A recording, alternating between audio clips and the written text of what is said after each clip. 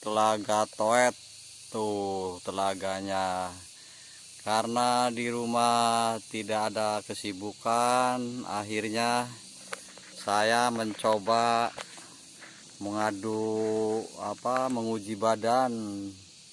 Kalau badannya wangi berarti ikannya banyak yang makan, tapi kalau badannya tidak wangi berarti ikannya dapatnya sedikit.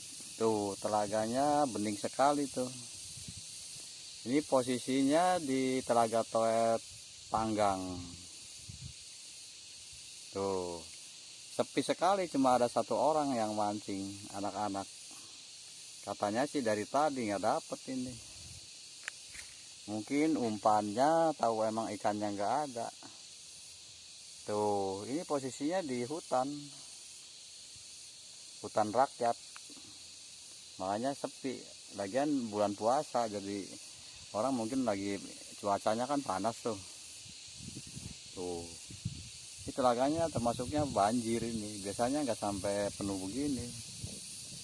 Ya begitulah ceritanya, besok sambung lagi. Salam gaplek.